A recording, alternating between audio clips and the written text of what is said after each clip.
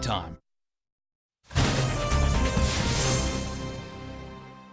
This is AIM Agenda. Thanks for your company. With me now, the Parliamentary Secretary for the Environment, Senator Simon Birmingham, and also the Shadow Minister for Multiculturalism and Citizenship, Michelle Rowland. Good morning to you both. Simon Birmingham, you've heard what Michael O'Neill had to say from National Seniors. What do you say in response on behalf of the government this morning to those concerns expressed by the Seniors organisation? Good morning, Kieran. Look, we fully understand that many Australian pensioners have been doing it tough. That's why we went to the last election with policies that will try to ease their cost of living burdens, and why we're working so hard to implement those. And right at the forefront of that is our commitment to repeal the carbon tax, but to leave in place the pension increases that were afforded to pensioners. So Australian pensioners, if the Labor Party allows us to repeal the carbon tax, will unquestionably be better off. So that is our firm commitment to all Australian pensioners. It's one we gave at the last election. It's one we're working on implementing today. Now, of course, there are longer term and structural issues around the budget that have to be addressed, and we were equally clear in the lead up to the last election that we needed to get budget spending under control, that we needed to deal with the structural challenges in the budget. And as many people, I think, today appreciate, back when the aged pension age was set at 65, people were only expected to live till 55.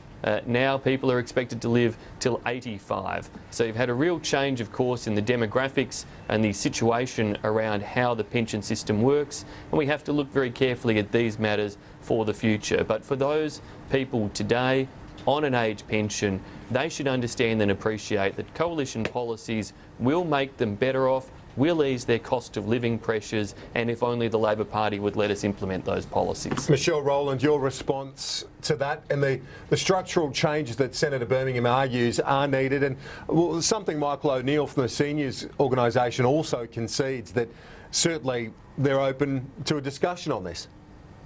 Kieran, it's very clear that when Labor was in government, we certainly recognised that Australians were living longer and we wanted them to live better. And that is why we were very focused on the future, on making sure that Australians had a decent superannuation package to retire on. We took all these to the Parliament. They were railed against by the then opposition, but we were very focused on this, and we continue to be.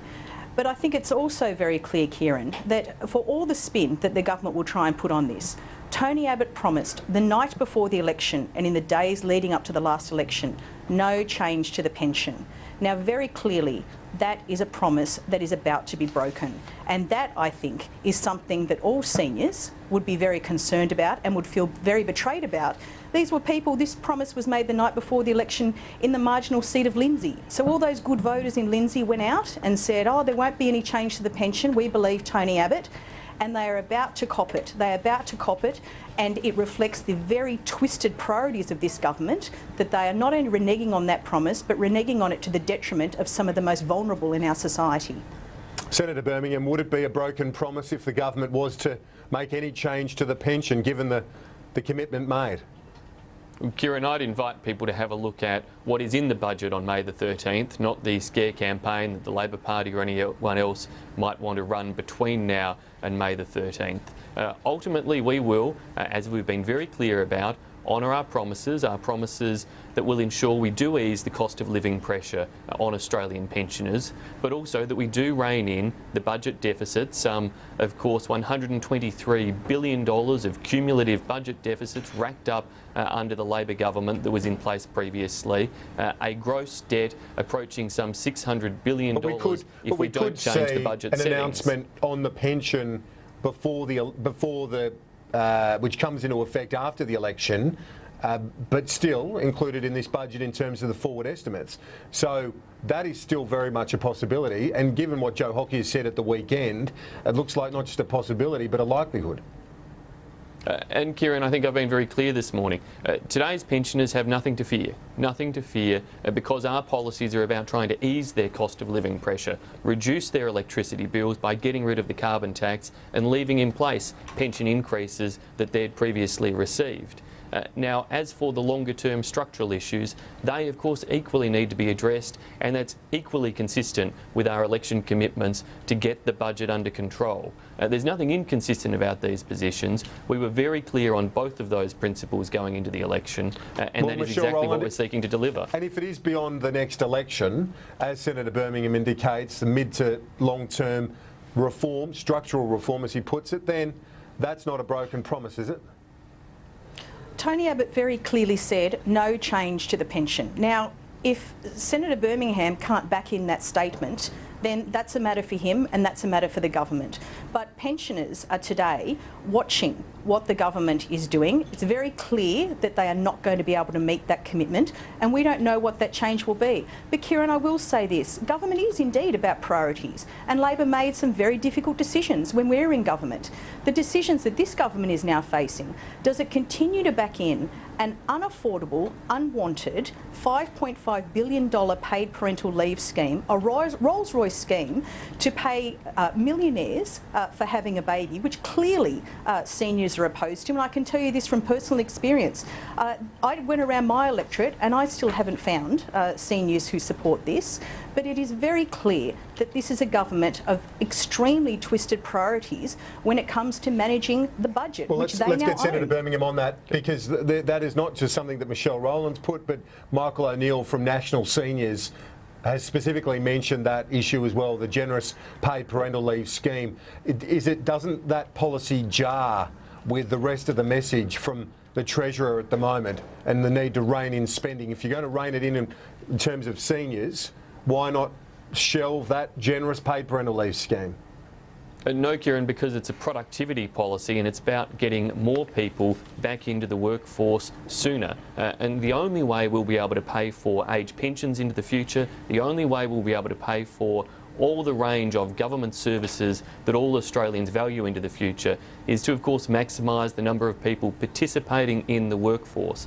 And the paid parental leave scheme is about ensuring that working women who take time out of the workforce to have children have the financial support, but also the encouragement and the incentive to get back into the workforce, as well as, of course, providing a population for the next generation of workers. So this is all about productivity, workplace participation, and, of course, workplace entitlements. It's not about welfare, it's about making sure that in the long term we have more workers to pay the taxes to pay for these pensions. Kieran, just on that point, we already have a paid parental leave scheme in Australia. And I can tell you the number of women in my community whom I know who have been able to take time off and go back to work as a result of Labor's scheme is extremely beneficial for our economy. We already have a paid parental leave scheme that people are taking up and that works. We do not need a government to prioritise a Rolls-Royce $5.5 billion unaffordable one. Okay, let's. I think Michelle's just arguing paid parental leave works. Just some breaking news on the bottom of the screen there. Sorry, Senator Birmingham, if I can just finish. The breaking news there at the bottom of the screen that just in the sporting world, Bubba Watson has claimed his second green jacket. We'll have more on that after 9 o'clock, so stay with us for full coverage of that and through Sportsline at 9:30. I want to ask you about the Nielsen poll, Senator Birmingham. A big drop for the coalition, particularly in areas outside the capital cities, in regional areas. Is this a sign that people haven't bought the free trade agreements that were signed last week, that they don't think that they're getting the best deal, certainly in regional areas? Things don't seem like they've gone down too well? Kieran, I'd rather look at what voters say and do when they get into a ballot box than what pollsters might come up with. And just 1 week ago, West Australians went to a statewide poll to elect a new Senate team. The Liberal Party looks well on track to have 3 senators elected there, compared to the Labor Party with just 1. I think voters want to see this government get on with our policies and have the freedom to implement them through the Senate. The fact that West Australian voters elected 3 Liberal senators compared to 1 Labor senator should stand up as a very clear message to Bill Shorten and the entire Labor Party to stop being negative, stop being obstructionist, and allow us to get on with our agenda. After all, their vote in that most recent test of the will of voters plummeted to its lowest ever level in WA. Well, that's a fair point, isn't it, Michelle Rowland, that we've got a pretty good past record to look at in terms of real voting intentions, and that was less than a fortnight ago. I think it would be a folly, Kieran, to dismiss anything in terms of what these polls say about Labor and Liberals' popularity at this stage. Let's remember that both the government and the opposition had significant swings against them at the last poll, and the Greens had a significant increase. And look, the reality is that's reflected in this poll that's just come out recently. I think it says two things. Firstly, it would also be a folly to view this as not talking about the volatility of the electorate. The electorate is one which is very ready to change its mind. The level of rusted-on party voter support has been diminishing, and I think it's actually diminishing at a more rapid rate, which makes the case for the second point I want to make, which is that people are very ready to turf out governments now in a very short period of time, or signal their intention to do so. We can see that in one of the shortest honeymoons in living memory of the Abbott government. Big majority in, but a failure even after a couple of months to deliver on their promises, and indeed breaking their promises. We've seen that in state parliaments, and look at the situation of Campbell Newman. Even here in New South Wales, after a thumping victory a few years ago, the polls are now putting Labor ahead, and who would have thought that in New South Wales? So I think it would be very foolish to look at anything other than volatility of the electorate in these polls. Senator Birmingham, only a minute left, but I do want to get your thoughts on this poll, which suggests 90% of those surveyed aren't supportive of the government's changes to the Racial Discrimination Act.